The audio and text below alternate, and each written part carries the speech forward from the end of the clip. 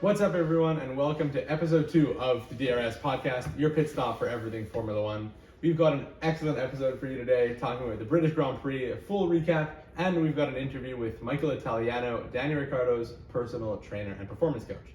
So with that, I think we're going to start off right away talking about the British Grand Prix. Yeah, so this weekend at Silverstone was quite an interesting one, different to any race weekend in F1 in the past. There's a new race weekend format this past weekend, and that started with Friday. I think this was the first time in Formula One that they were experimenting with what's called sprint races, which is a different format for qualifying for the Sunday race. So basically the way it went is that on Friday we started with, as it normally does, first practice. But then instead of having practice 2 in the afternoon, we had essentially a qualifying session. That qualifying session was to start the grid for the Saturday sprint race, which was a basically third length or 17 lap race, which would then arrange the qualifying order for the Sunday race. Exactly. That's compared to a normal weekend where the qualifying on Saturday, which is a regular qualifying session, decides the grid for the Sunday race. This weekend, unique to others, the pole position award was given to the person who finished first in the sprint race, not the person who was first in qualifying. Yeah, I think that brought up some controversy because in Formula One, it takes a lot of concentration, and we speak about that with Michael later, you'll hear. It takes a lot of focus and a lot of concentration to be able to put on a hot lap going, 350 kilometers an hour around the circuit, to nail that lap every corner, braking, getting on the throttle, all of that. It's extremely difficult, right? And to not be awarded the pole position lap when you get that hard effort done, to me, it seemed a little bit weird. Exactly. Now, on to quali. It was a pretty interesting quali with that British crowd going absolutely nuts. Over 100,000 people there at the time. And it was pretty incredible to watch, even on TV. Yeah, it was, I think, one of the first, or if not the first race this year with a full packed grandstand. And again, I think we were just lucky to see that on Friday we had this qualifying that's normally Saturday afternoon. It was prime time in the UK. It was like 6 p.m. UK time. Sunny outside, a lighting on the cars you never see. It was really, really awesome to watch. Exactly, and it was incredible. And there are a couple strong performances to point out in quali. We're not going to go through the entire rundown, but we want to specifically talk about George Russell. Because George Russell getting that Williams into Q2 with Nicholas Latifi down in 18th in qualifying was really incredible. The lap that he put together there was insane. Yeah, and what was really cool is that when he got into Q3, he was able to do essentially a hot lap around Silverstone as a British driver. He had all the fans there.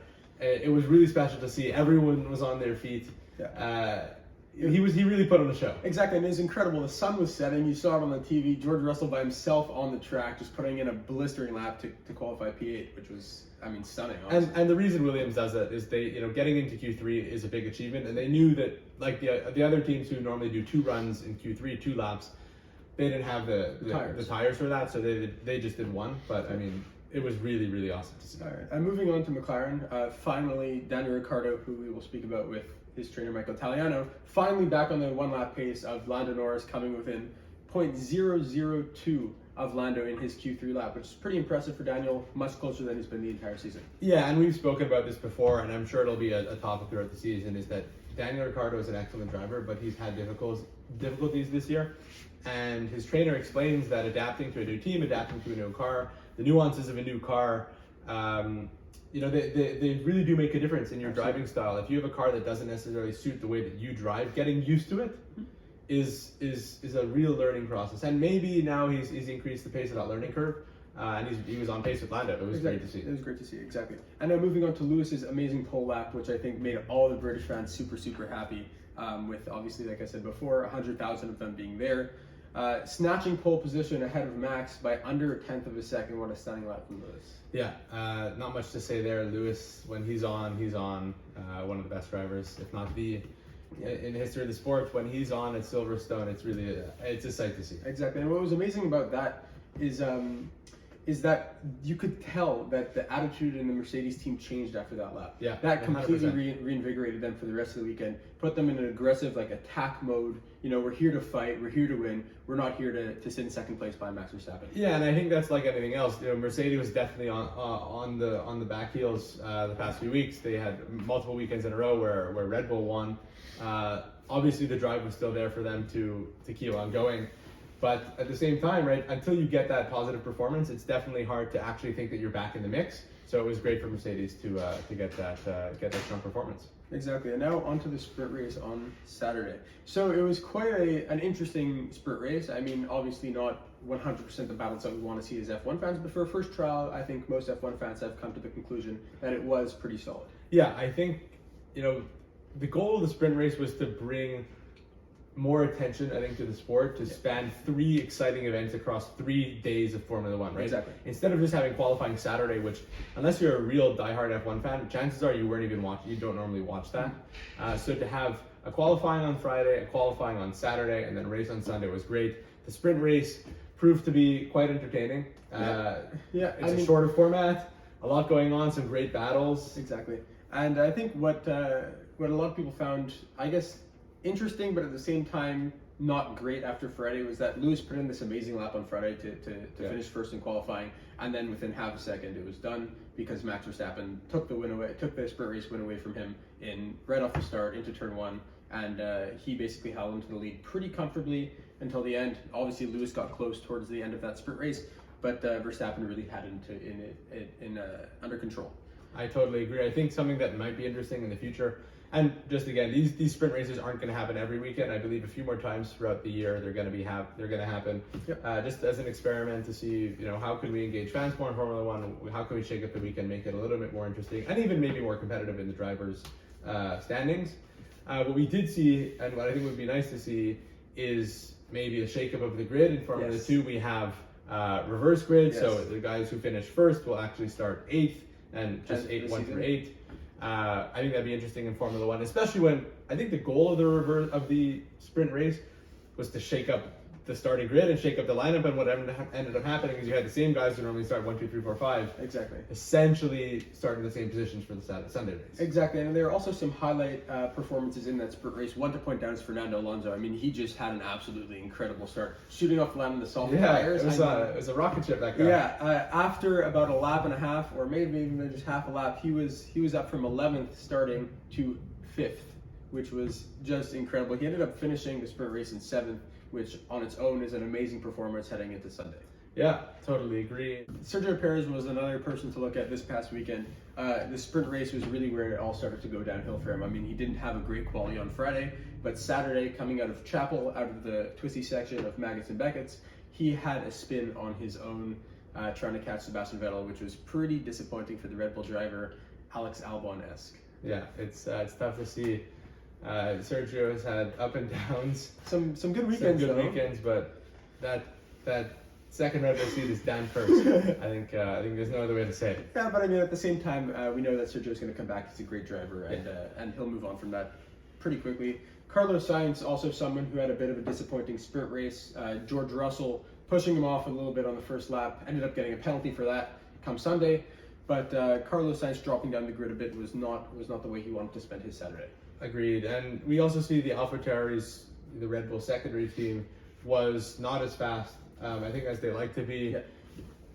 I think still a learning process for Yuki. Yes. In his car. Pierre, an excellent driver, as we discussed before. The car, I think, just wasn't exactly where they needed to be. Yeah, it wasn't quite on the pace as it usually is with Pierre being able to get it into the top 6, 7 in qualifying. It just really wasn't there this past weekend. Although they still ended up getting points in the race, which we'll get onto soon, with Yuki actually finishing P10, which was a solid performance from him. But yeah, now onto the race on Sunday. It was a pretty interesting race, a very interesting race to say the least. Quite the start from Lewis Hamilton, putting pressure on Max Verstappen that entire first lap until, of course, the famous crash at Copse Corner. Yeah, I think F1 fan or not, chances are you've seen images or videos of that crash, onboards, every angle under the sun. Mm-hmm. It was a vicious crash. It was 51 Gs. Yes. It's an unfathomable amount of pressure and force on the body. right? It was obviously shaken. He was brought to hospital. He was, thank God he was cleared. He's fine. But like any other sport, these are heavy impacts. Probably actually way more impactful than most other sports. Exactly. Going from plus 200 miles an hour, 300 odd kilometers an hour through a corner to dead stop, right? In the snap of a fingers. Obviously, it will have some repercussions on your head and your neck. So just happy to hear that. Exactly, and I think that a lot of people are really concerned for Max's well-being, which was nice to see him get out of the car and actually come away from the hospital with no injuries.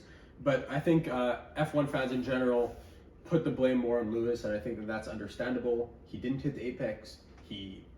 Some would say that he had quite a bit more room to the right side for him to turn in more, and Max, obviously still being the aggressive driver that Max is, wanted to hold it around the outside. So racing incident, Lewis's fault, maybe edging a little bit towards Lewis's fault, but definitely a controversial one.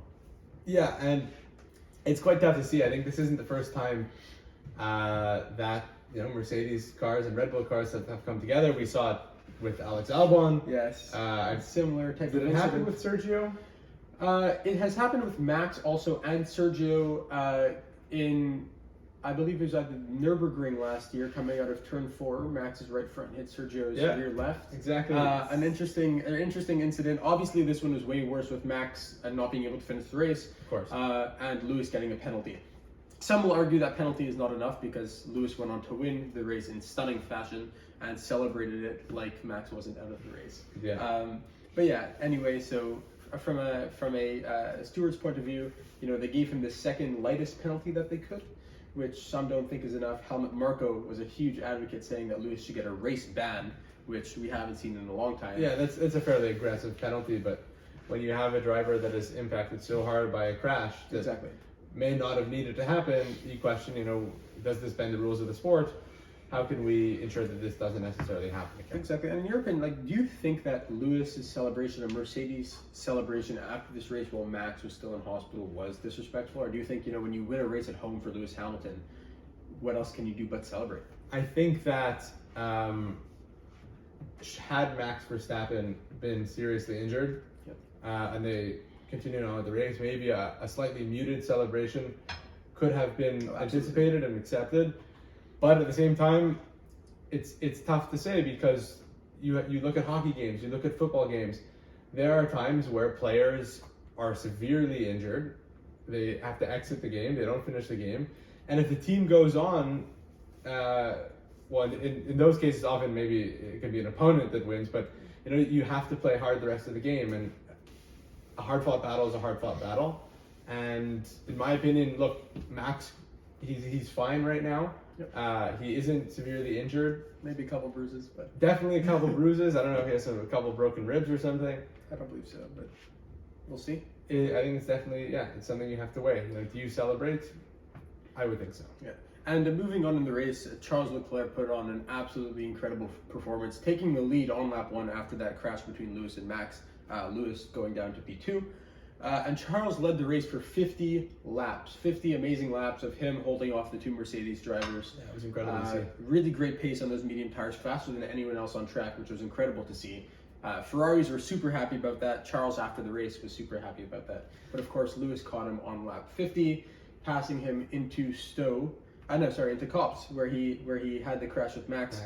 And I think that was a little bit heartbreaking for most Ferrari fans. Yeah, I think Charles after the race tweeted and posted on Instagram that he was 50% happy, 50% totally distraught because he drives such a good race, and then towards the end, Lewis overtakes him, and it's not much you can do about it, right? So, exactly. Yeah, and for Charles, who hasn't won a race since Monza 2019, it's been a while. It's been too long for a driver as good as he is. To get a race win, and I think it was about time for him to get one. Although sadly, for his sake, not yet, but hopefully we'll see him up there relatively soon. Moving on, our Canadian Lance Stroll had quite the race.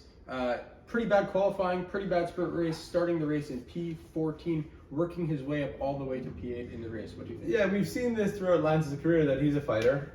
He's someone who, even if they start later on and lower down in the grid, he's a good overtaker. He's a fast driver. When put in good machinery, he's able to achieve some strong results. So, look, making 6th places is nothing to be ashamed of, right? It's a good result. I think Aston Martin in general want to be higher up. Right, last year they had performed extraordinarily well, probably overperformed relative to what the expectations were of the car. I think Lance has still some more to prove this season, but it's a good result. Yeah, and moving on to Williams, George Russell finishing outside of the points. He's great in qualifying, but it feels like the car is just missing a little bit of pace for him to work with to just snag a point. Once again, we're here sad about George not getting a point, but his time will come, and we know that very, very well. It'll come, that's for sure. Yuki Tsunoda, as mentioned before, snagging a point, which may be good for his Red Bull future. We'll see in the coming months. And now onto the back of the field. Nothing too interesting. Some good action in the Hasses. Yeah, Nikita Mazepin putting on a nice move into the Vale chicane on his teammate Mick Schumacher. I think it was on lap 28 or 38 of the race. Quite a nice move around the outside, although we didn't see that on TV, sadly, because they don't like to show the Hasses these days. I think that it's important to note that these drivers, who are definitely at the back of the grid, more so, I think that even the guys at the front, their real rivals are their teammates. Because, I mean, maybe I shouldn't say compared to the front of the grid, because Lewis Hamilton and Valtteri Bottas are obviously the biggest of teammates and rivals in the sport. But when you're not in a car that's in a position to move up the grid or overtake or do anything like that, right? Nikita Mazepin and Mick Schumacher have to go wheel to wheel. They have to battle, right? You know, that's how they're going to prove themselves that they're worthy of a seat in Formula One later on, regardless of the fact that, you know, Mick Schumacher is Mick Schumacher and Nikita Mazepin's father runs the team, right? Exactly. So, yeah, and I think it's important just for them to set each other as the bar that they want to pass. Exactly. And now moving on to just a quick recap of the race results. Lewis Hamilton finishing P1 from Charles Leclerc and Valtteri Bottas. Lando Norris P4, Daniel Ricciardo a strong P5, even though he was a little bit off the pace of Lando. Carlos Sainz on Daniel's tail in P6, followed by Fernando, Lance, Esteban Ocon, and Yuki Tsunoda rounding out the points. Pierre Gasly P11, George P12, Giovinazzi 13, followed by Latifi, Raikkonen, Perez, Mazepin, Schumacher, Seb Vettel, and Verstappen, obviously DNFing on lap 1. But we did see good guy Seb Vettel after the race. Tough go. He did pick up, I think, for 3 hours after the race, he spent time picking up trash at Silverstone with a bunch of fans. Exactly, and I think that's something really nice to see in a guy who's a 4-time world champion. You know, he doesn't have to do that. He is just a really, really good guy, taking his time and really benefiting, making strides towards helping the climate, helping Silverstone. He's been big in BWT's marketing this past year, and his role has really been great. Yeah, exactly. BWT, best water technology, obviously climate focus in Formula One. You know, looking at different types of engines after 2025 when they change the engine regulations. Looking at what's going to happen. How do you make this sport more sustainable? You already have Formula E, which is an entirely electric racing division. You have guys in Formula One who are calling for, bringing back high revving engines. Yeah, that doesn't make sense, because when you think about most of these people that are in Formula One, Mercedes, Ferrari, Renault, Alpine, these are car manufacturers, right? Exactly. So how can you spend tens of millions of dollars on an engine that will go into 2 cars? And will have zero impact on your actual car manufacturing. Exactly. And especially now that F1 is down to 3 main engine manufacturers, they want to be able to bring in guys like Audi, Porsche, possibly a VW group competitor. And in order to really entice them to come into Formula One, there has to be crossover. Exactly, and most people think maybe an electric engine could be that, but then again we have Formula E. So it'll be interesting to see what type of direction that takes. And now, time for our interview with Michael Italiano. We'd like to welcome our second guest to the DRS Podcast. Originally a personal trainer turned celebrity Formula One performance coach, he spent much of his career working with superstar F1 driver Daniel Ricciardo at Red Bull, Renault, and now McLaren. He's also been featured on Netflix hit series Drive to Survive. From Perth, Australia, Michael Italiano. Michael, super happy to have you here with us. Thanks for joining the podcast. Welcome. So what's made you want to pursue this career, and how did you really get into F1? Mate, first and foremost, that's probably the best intro I've ever received. So thank you. Appreciate it. I may have rehearsed it a few times. Yeah, that was well done. Thanks. Sorry, going back to your question, Jonathan. How I pursued my Formula One career, to be honest, probably luck. I was just in the right place at the right time. I never really had a strong ambition to be in Formula One. I had a strong ambition to be coaching in professional sports, Right. but not Formula One in particular. That just came about quite randomly through Daniel. Sure. And that came at the end of 2017. So he finished up his season at Red Bull, and one of his seasons at Red Bull. And he was parting ways with his old coach and needed a new coach. And I knew Daniel back in Perth, Western Australia, where we're both from. Yep. And he knew that I was a strength and conditioning coach. He knew I was running my own business back in Perth, and obviously trusted my coaching abilities, and, Sure, yeah. and we decided to sit down for a coffee and see if it was the right fit for me at the end of 2017. So started with him at the beginning of 2018. Yeah, that's really interesting to hear how you guys have known each other for a while. And from what I read and from what I've understood, you've known each other for a while, but there was never really a training relationship, right? You guys were friendly, but it really evolved into something just within the last few years. Yeah, we met when I was about 12. He was like, Wow. 12, 13, I think. Yeah, when we were teenagers, we met. And I always remembered him because we would go to the same boxing gym in Perth. So he would go there for fitness. I would go there for fitness as well, because I was trying to play football at the time. Aussie rules, AFL. Wow. You say football over here, and it's Yes. it's soccer. So just making sure that clear that one up. It So we'll translates go to the same over to us boxing. in North America. Yes, well, there you go. Yeah. There you go. I just remember our warm up. Our warm up was always running around a soccer oval, 2 laps as like a warm up before we go into the boxing gym, and he'd always whack on his racing helmet and start running around the soccer oval, and I used to just look at him like so weird and be like, "What's this guy doing?" Like, I want to like him, but he's weird. So he told me, no, I need to strengthen my neck for racing, and then I thought, oh, okay, he's a racer, and then before I knew it, he was in Italy, living in London, competing in Renault World Series. So I'd say we were friends, but I think where it kind of gelled is because I was quite serious with my sport as well. Right. So every time he'd come back to Australia, he would kind of come to me to train with, because he knew that I was always into training. I always was training, and he always knew that was like a big passion that we both had. Was something similar that we both had. So yeah, I'd say it started up as a friendship, but also then I think because of how we used to hang out, and the way we used to hang out was, let's go for a run, or let's do some training. I think that kind pushing of each other. Yeah, I think that kind of also probably made a difference and transpired to his thoughts of having me as a coach eventually. I don't know, I've never asked him, but that's my assumption.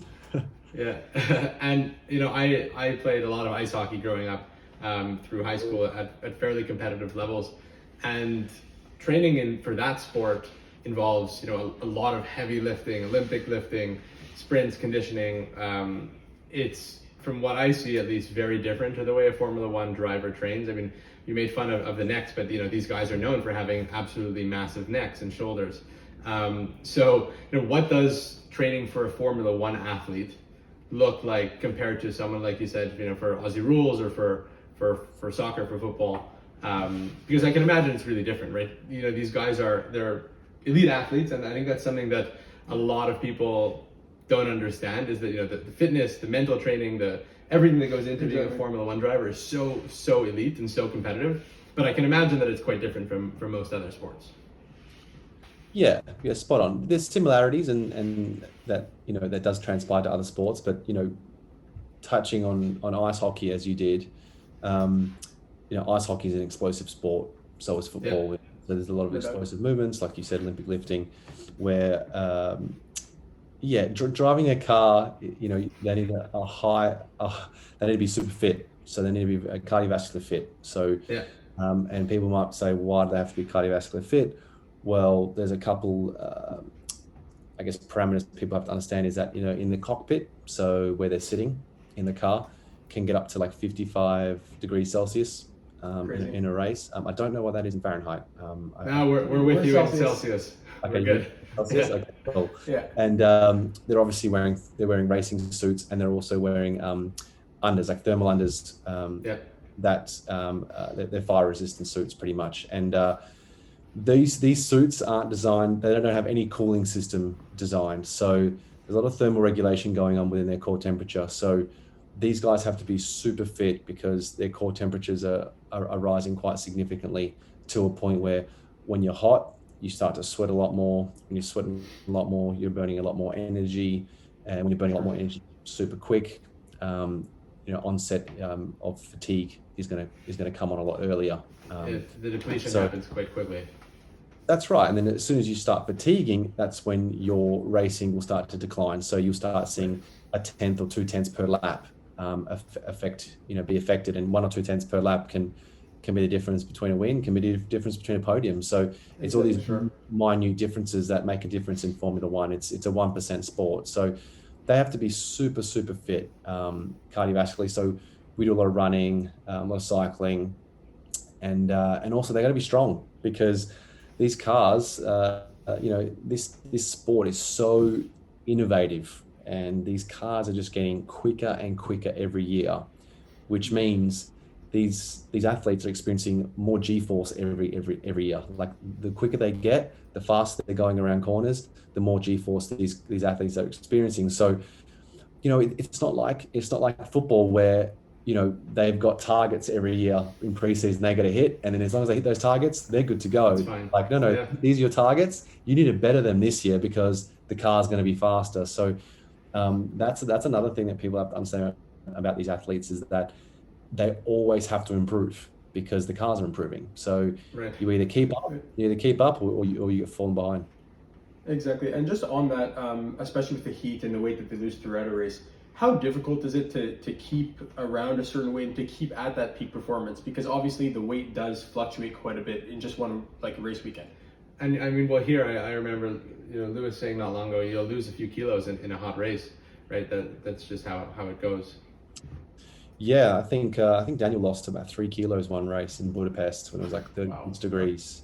It's crazy. So, Jonathan, you say how hard is it to keep peak performance? For 2 hours, extremely. If you look at any field sport, depending on where the ball is, or even where the puck is on the court, there are elements of where you do get a bit of a rest, right? You're on the bench, you get some time out, you get a break, you get a drink of water. Where in a race, they probably get maybe 3-4 seconds down a straight, maybe just to loosen their hands a bit, or just kind of reset or refresh. But it's pretty much 2 hours of immense concentration. Like I explained, they're going through extreme heats. Their neck is under extreme loads through G-force. Their body is fighting the car.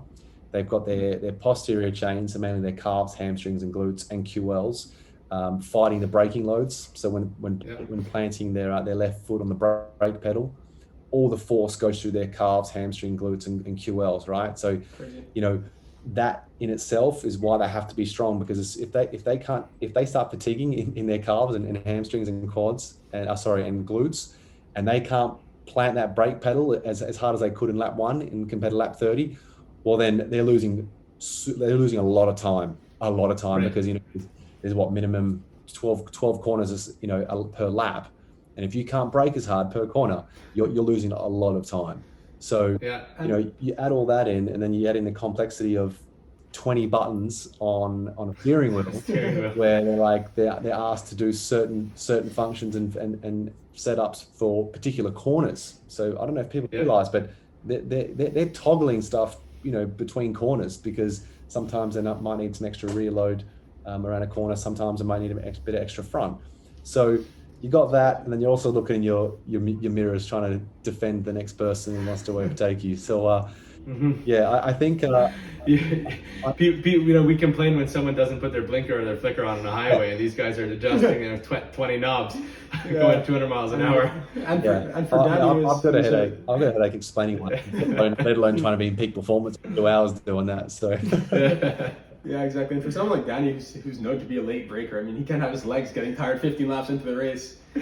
No, exactly. And I think people underestimate it. I remember seeing a video a few years ago about a regular person who was plopped in. I don't think it was a Formula 1 car. Maybe it was Formula 2 or Formula 3 car. And he was doing some laps, and he was, they told him, punch your foot on the brake as hard as you can. And I mean, this guy was a regular guy. His upper body fell forward entirely because he couldn't withstand that pressure. And then when he got out of the car, he was asked, how was I doing? He says, you probably pressed, I think, about 40 or 50% of the brake pressure, right? I mean, it's so nuts to be able to withstand that. Yeah, exactly. And that was what I was going to say. Your head would fall forward straight away. Yeah, right? yeah. I'll do that. Yeah, people who don't think if they're in bad shape, if they hop into an F1 car, they get humbled very quickly. Very quickly. Right away. And for Danny, who's been in 3 teams in the last 4 years, what are the challenges to adapting to a new team for you, and obviously for a driver? It's very difficult, but for you specifically, how do you change between teams? What's that like for you, and which team has made you the most comfortable? Yeah, the biggest challenge is leaving the paddock at the end of the day, because you have so many friends because you've been part of 3 teams. So every person you walk past, it's hello and a bit of a chat, and you just can't get out of the paddock. No, but that's it's not a bad thing. Yeah, it's not too bad. In the Formula 1 paddock. But no, you're right. There are some challenges changing teams, because Daniel himself is finding one of those challenges this year is adapting to a car. That's from a driver's challenge. That is a big challenge. You got to realize these cars, there's thousands and thousands of parts to these cars, and every single part of this car is manufactured in-house. So nothing's the same. Nothing is the same. So what people got to realize is, okay, from the outer shell, they look the same, but nothing is the same. So there's a lot to adapt to from a driver's perspective. From a team's perspective, I just say more familiarity, like just knowing the team's processes, knowing the team's personnel, how they communicate, how things operate within the team. I think just having that familiarity, and then jumping ship, and then having to understand all those processes again is a challenge. And it's something that I've adapted quite nicely to now, because I'm now in my 3rd team. But it's also been nice. I think it's been a massive benefit being part of 3 teams, because I've also been a good sponge and seen teams' strengths and teams' weaknesses, and also sharing my knowledge with each team, and obviously the current team now, McLaren, of what I think the other teams did well, where I think McLaren are doing well, and where I think they can improve based on my experience with the other teams. So I'd say the challenge is just obviously just adapting, and that's from a driver's perspective, but also from a team's perspective. Even Daniel's race engineer, that all of a sudden you're trying to recreate a new bond with a race engineer, and if people don't understand, it's like there are particular things that a driver wants to hear during a race, and when you're with a certain engineer for so long, they pick up on what you want to know, they pick up on how you like this car set up. So there's a lot there that's still that's still a process at the moment with Daniel's new race engineer, and you probably saw that come to intuition last year with Daniel's Renault race engineer. It took him a year to really adapt, and then all of a sudden, bang, we started seeing some good results, because some great results. And that's a chain reaction. That's the synergies between his race engineer, the car, the team, and just understanding the setup itself. So I'd say that's the main thing that we're obviously really working hard with this year, is creating that synergy. And I mean, you touched on it a little bit, how you've moved with a few teams now, but again, within the Formula 1 paddock, within the sport itself, looking down the line for you, does that kind of make you maybe want to stay in the sport past Daniel's career? Does it open up a door where you can actually say to yourself, hold on a second, maybe Formula 1 can benefit from having someone like me to, become a figure of training, of sports, of mapping out what an athlete looks like in Formula 1. Yeah, I might use that in my interview post Daniel. what Yeah. you said. But look, to be honest, post Daniel, I haven't really taken much thought because all my time and energy is going into Daniel, and my main goal is to win a world championship with Daniel because I do believe he has the talent and expertise to win a world championship. That's people can Undoubtedly. Yeah. people can say I'm biased, other people will agree with me, but that's pretty much my belief. That's my goal. Formula One life is a very unique life. You're living in a suitcase. You're away a lot from friends, family, from your loved ones. Sure. So, it's not all, glitz and glamour the way the TV show it. So, post Daniel, I'll probably just weigh up my life, where I am at life. And if I do want to stay in Formula One, then yeah, definitely I'll pursue my avenues. But for the time being, it's just trying to help Daniel kick ass. Yeah, I think that's a great way to put it. And I think we spoke about this earlier, but it is a very rigorous sport, right? It's global. You get to fly around the world, and it is, on the surface at least, very, very glamorous. Yeah, you absolutely. Fancy cars and fancy hotels and big events, but really, like any other sport, it is incredibly competitive, and it takes an incredible amount of focus and time and preparation. So it's something I think people really need to keep in mind, that like any other sport and like anything you do in life, if you're really dedicated to it, no matter how much you love it, if you want to keep pushing, it's going to be tough, right? To get to the top of whatever you want to do. But nevertheless, it's super interesting to hear. Yeah, well said. And I guess to summarize that is, whatever looks amazing, whether it's on the TV or what you see, there's always a big sacrifice that comes with it. Simple as, all right. It's never, if it looks too good to be true, it's usually because it is. So what people got to realize is, yes, the races look amazing. Being on the grid is amazing, but there are sacrifices that we make, and that's simple as that. Just to build on your role throughout an F1 weekend, what's your role throughout a weekend, and where exactly do you fit in when it comes to practice and race and the breaks in between, and how much training can you really get in within a weekend? Yeah, so my role is to support Daniel as a coach as best as I can to pretty much prepare him to perform come race weekend. So I'll attend every race. I have since 2018, which has been great. And my role will be to prepare him before every session, so the 5 sessions of the race weekend, prepare his nutrition, all his timings of his meals, so he doesn't have to think anything about that. I just rock up in our room, I put a plate underneath his chin and tell him to eat. Yeah, which is great for him. And for him, and exactly. Yeah, I obviously do his hydration protocols, so just making sure that I set up his drink bottles and again put it under his nose when he's finished one, and when he's due for a particular amount of water or electrolytes, right. I'll whack it under his chin and be like, cool, you need to drink this now. So just it's pretty much just to try and make his life as easy as possible on a race weekend, because his schedule is hectic. If he's not Right. If he's not racing, he's warming up. If he's not warming up, he's he's in an engineering meeting. If he's not in an engineering meeting, he's doing a marketing thing. So it's pretty much just making sure that his life's all set up. So, I'll rack up all these suits ready for the week. So he just has to, grab it. It's all there. His sups are all done. I've organized all his supplements. So in the morning, he just grabs a little container. It's got his daily sups that he needs. I blend his special green juice in the morning. I also do he's like a post shake. So after he has a post shake ready for him. So all he has to worry about is just racing, and then I try and take care of the rest. I was gonna say I'd love to have that in my life, but I don't think I'm in good enough shape or an athlete really. So I don't think I deserve that.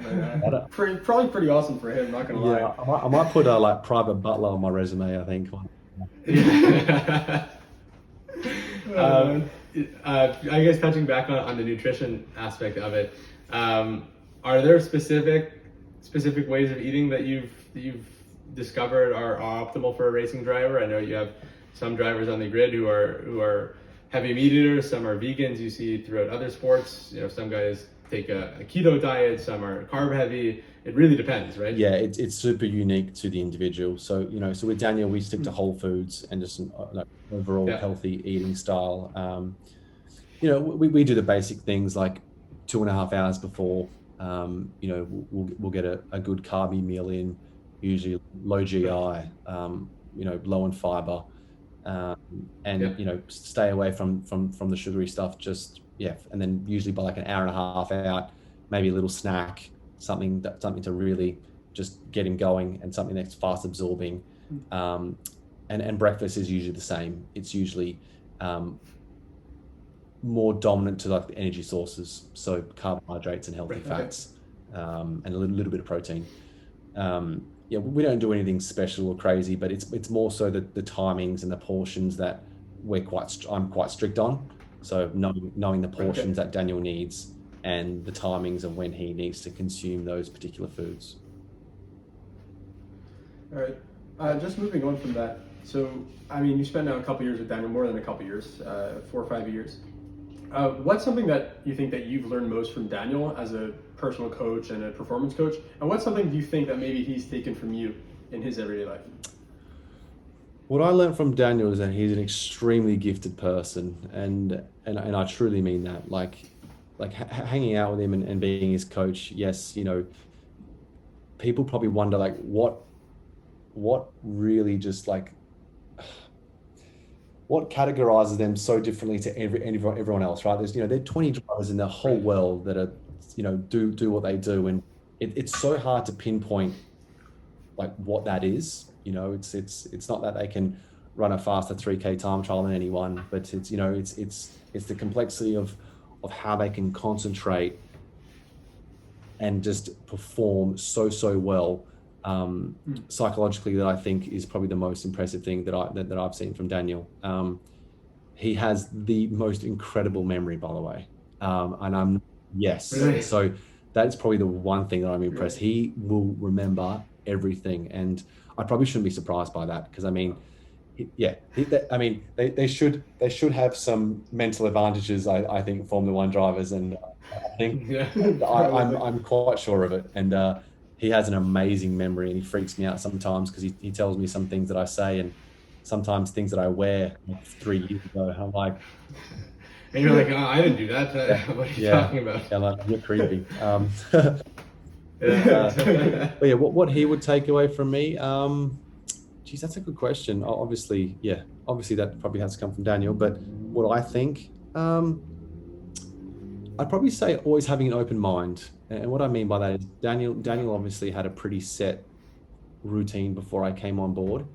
And for the first year, I was just a bit of a sponge, and I just said, look, I'm just going to take everything on board. I'm not going to coach you as such. I just kind of want to learn your systems and learn how you prefer to do things. And I think as we've grown, I've started adopting new methods and things that I think would help him based on his lifestyle, based on his age. Now that he's in the 30s, it's more about training smarter, not harder. So, and he's started to have a bit more of an open mind about that, and started to let me embed these things into his life, into his routine, into his training, and it's really paid dividends for him, I think. So, I think the best thing he probably would have come out with, from what I think, is just obviously having an open mind and knowing that the health and fitness industry is forever evolving, and some things that may have worked for you when you're 20, 21, 22 may not work for you now when you're 31, 32.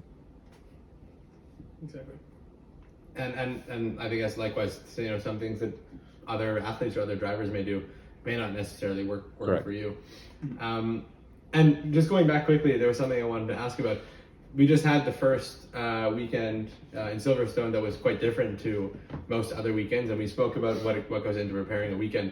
How is it different over the past few days, where you had third length, but essentially another race on Saturday? Right, and just on that, it also, now with sprint qualifying and qualifying being on Friday, now instead of having to focus now for an hour of qualifying and then now you just switch right onto the race, now you have qualifying, you have to switch on for another race and then break and then switch on again. Yeah. So how's that changed? How's that changed the weekend for you and for Danny? Yeah, it was different the weekend. I mean, it was exciting. nevertheless, there was a bit of action, which is what they want, which is why they chose. And some positive reception, I think, generally speaking. Yeah, I think the concept behind it is because, generally speaking, the Friday is a boring day for viewers, because it's just 2 practice sessions, where now you've got qualifying Friday, sprint race Saturday, main race Sunday. So there's something to watch every day.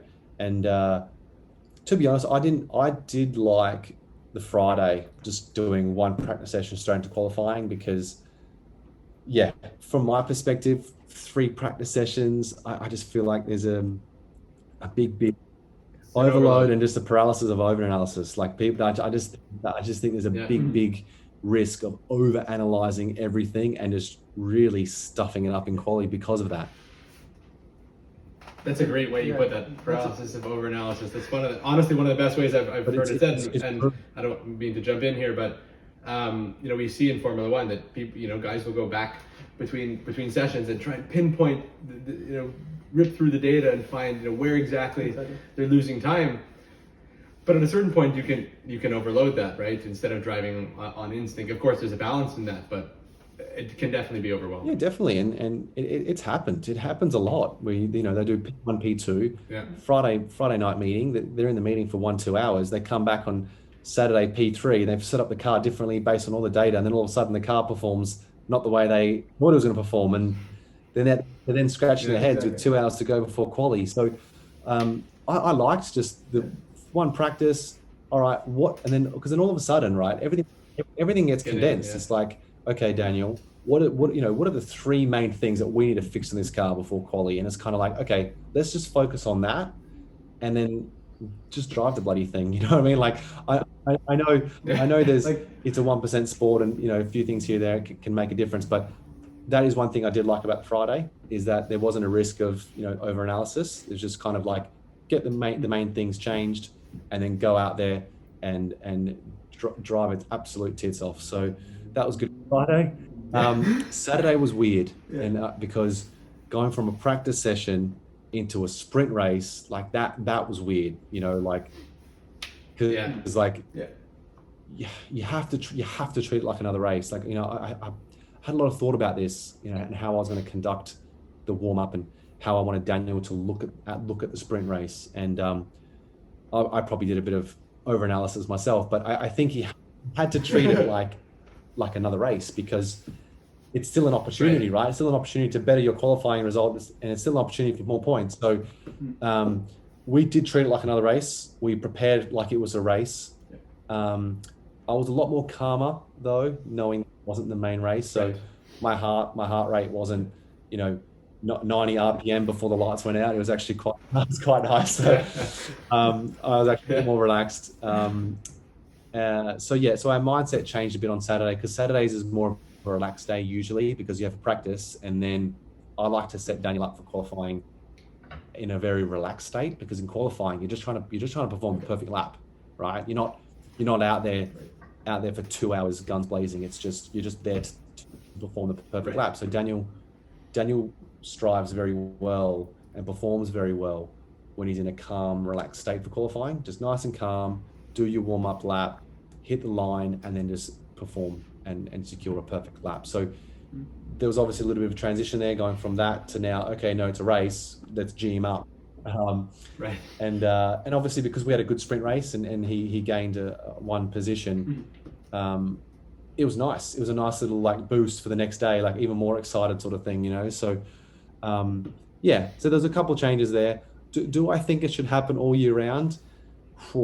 It would. I think it's a lot more demanding, that's for sure.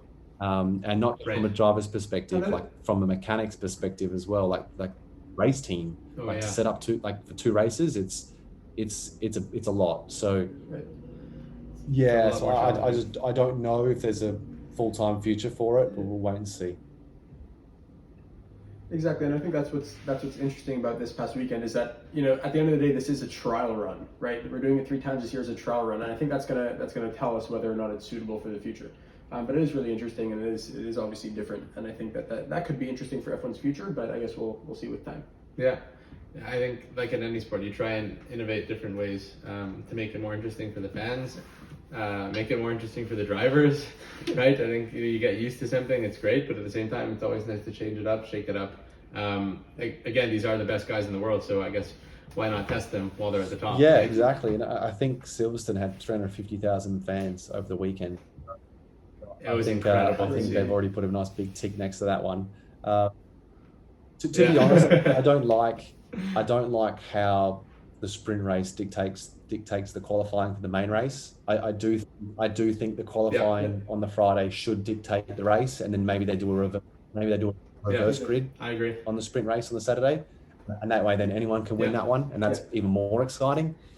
Because I do feel if you've put in the perfect lap, like Lewis did, got pole and then gets beaten in the sprint race, and then he's not sitting on pole for Sunday, I think you're hard done by, personally, because it's not easy to whack in a perfect lap and go pole. Like, simple as that. No. Exactly. Absolutely. And I think that was a unanimous opinion. Well, unanimous, I could say. A lot of people thought that also. And I think what's interesting on that is that some people can, it's not necessarily right to lose a pole position on a start. Right, like Lewis did on Saturday. He had this amazing lap, this whole celebration, and then Saturday wakes up, goes for it, and loses it in half a second, literally, and just sitting behind Mac for 17 laps. So I think that keeping pole position on a Friday with qualifying is something that a lot of people would prefer as well. They do reverse grid in Formula 2 and Formula 3, and I reckon it's great. Exactly. Because it really, you see different winners, you don't know what's going to happen, and I think, even last year, there was so many different people, there was so many different drivers on the podium. I think people embrace that. They love that. And I'd love that, to be honest. And it gives people hope that if you have had a disappointing qualifying, okay, cool. I finished P9, but I'm on front row tomorrow. And let's try to make a bit of a difference there, Right. So cool. We'll see. But that would be, if I was part of the FIA, I'd be making that call. I think they should hire you. Yeah. I think as for questions, that's all we had. It's been great to speak with you. Who knows if the race comes back to Montreal next year? That's where we are. Well, it'd be great. Who knows? Maybe meet up. But yeah, it's been super great to have you on. Thanks, Sean. Thanks, Jonathan. For what it's worth, Montreal is one of my top 3 races to be at, and I'm devastated. I'm devastated we haven't been there for 2 years. The circuit itself is awesome. The city's awesome. We're massive UFC fans, so Fight Week usually falls that weekend. So we always go to an awesome pub in the city there and watch that. It's always just it's always just a super week in Montreal when we go there. We love it. So and we're always on a high because it always used to back up off Monaco. So we always used to be on a massive high. Monaco and Montreal. That's true. Danny's amazing. So I hope we get back next year because that's honestly that's between Montreal, Austin, and Monaco. They're my top 3 that I never want to miss out on. That's super cool. Does Danny spend time in Austin? I mean, we know he loves it there. Yeah, it's always a top spot. Yeah. We try and get to Montreal and Austin as early as we can. Spend a few days having fun before you have to prepare for the race. We like to embrace the towns before the risky stuff happens. Yeah. Anyway, thank you so much for coming on. It's been amazing. We really appreciate it. Two F1 fans. Having people like you and Will on has been really cool. It's really awesome. Damn, Just you thank you really for coming on today.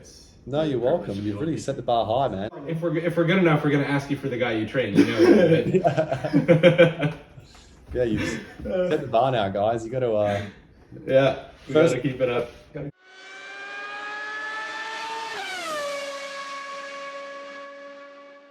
We want to thank Michael Italiano for coming on the DRS podcast, talking to us about Formula One, motorsport, what it's like to be an athlete at basically the epitome of motorsports and racing. And with that, back to the championship standing.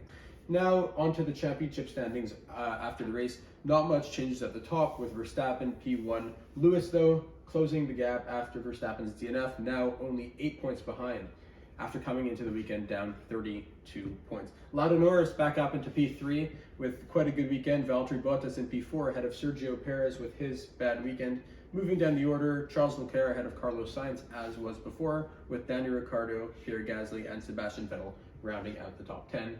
And now we're going to move on to the Constructors' Championship. and to see what happened after the British Grand Prix where Red Bull scored no points. Yeah, that's really tough go. You know, when you're looking at Formula One, where, like we mentioned, you have the Drivers' Championship and you have the Constructors' Championship. That Constructors' Championship is really important, right? Yeah, key. It's really, really key. So when you have a weekend where you finish with no points, it's When your rivals are P1 it's and P3. very tough, right? Exactly. It's extremely tough. Not a good showing for Red Bull. Exactly. Coming into the weekend with the championship lead in excess of 40 points, they're now only down to a 3-point lead. That's got to be a bit demoralizing, but knowing that you're in the lead this far into the season against Mercedes with a strong car, I mean, it's not the worst thing to be, but then again, after their start to the season, I'm sure they'd like to be further ahead of Mercedes. Followed by McLaren in P3, Ferrari P4, AlphaTauri Honda P5, Aston Martin P6, Alpine P7, Alfa Romeo P8, Williams P9, and Haas P10. I think we don't need any more alphas. I think it's like 3. Yeah, too many alphas in Complicated F1 already. For our new F1 fans, it's tough to follow. All right. With that, we want to thank you for listening to episode number 2 of the DRS Podcast. We hope you enjoyed this British race review and the interview with Michael Italiano. Make sure to like and subscribe, and we'll see you soon. Thanks Thanks you for watching.